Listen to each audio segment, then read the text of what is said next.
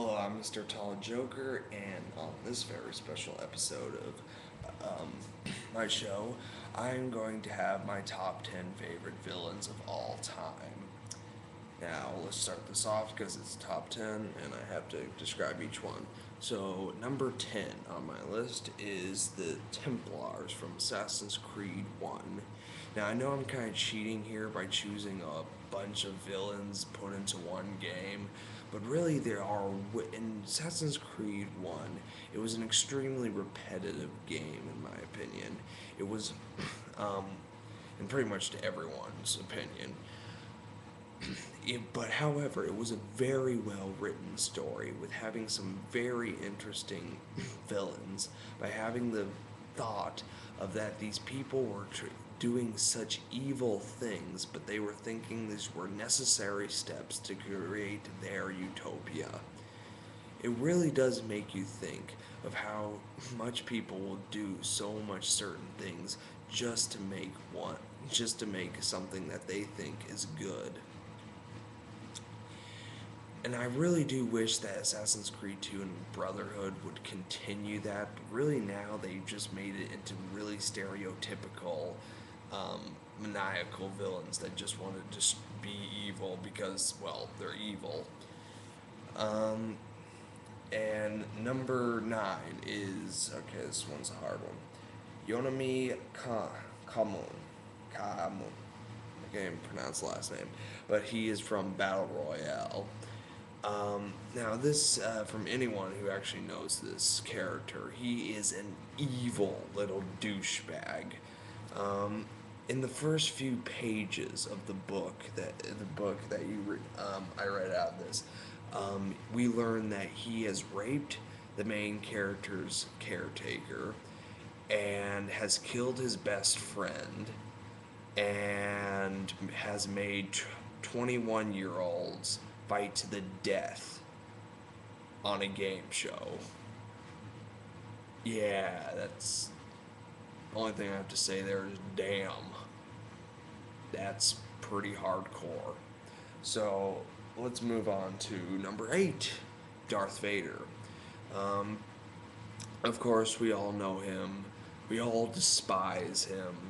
He's whenever you think villain, you think of Darth Vader.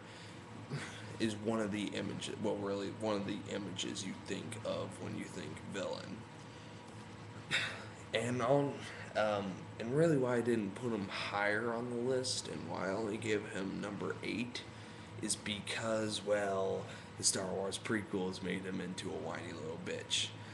Um, Number 7, Edgar Ross, from Red Dead Redemption. Now, this guy, if you've ever played Red Dead Redemption, he is a despicable man who can do whatever he wants, and can do whatever he wants because he's run by the government and is not afraid to use that. And why he's higher than Darth Vader is because he commits the cardinal sin. He kills John Marston. So that who is the greatest video game character of all time in my he is really a great character and he kills him. Makes me mad. Number 6, Hal from 2001 Space Odyssey. Um, in through okay, the most scariest thing I think with Hal is because he is made by us. He is made by man. He is a computer, and whose main objective is to complete the mission. And I think it's what was the mission? It was to get to Mars. I haven't seen the movie in a while. And he thinks that the crew is going is the he thinks that the crew is in the way of completing the mission. So he is ready to stop at nothing to kill off these people and will use any tactic to do it. He is cold, maniacal, and worst of all, made by us. Um, number 5, Eric Cartman from South Park. He is just a pure abomination of evil. He is he has proven this plenty of times. I'm not even going to explain why he is so evil. Just go watch Scott Tedderman Must Die, and it will prove my point. Number 4, Light Yagami from Death Note. I simply think that Death Note is probably one of the most well written, well animated, well made, well animated, well written animes out there.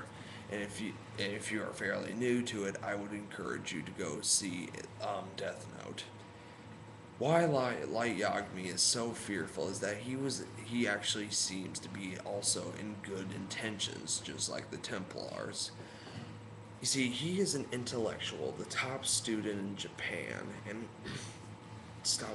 who comes across a very powerful notebook called the Death Note, where he can kill anyone he wants as long as he knows the name and the face of the person he wants to kill.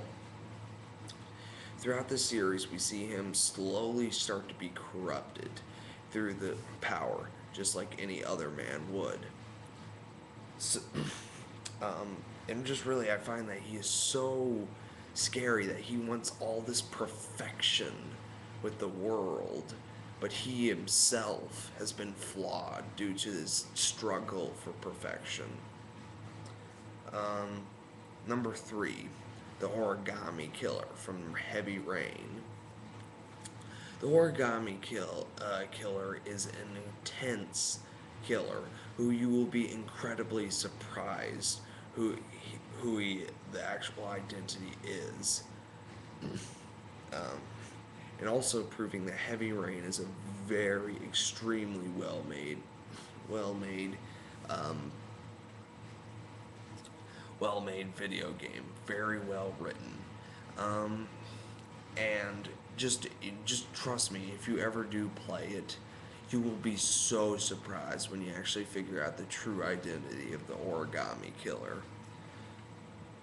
Number 2, the Elusive Man, one step ahead of one step ahead of Shepard from Mass Effect 2 always, and he says he's always on your side and is wants the best for humanity, but wants to do it through maniacal and evil ways.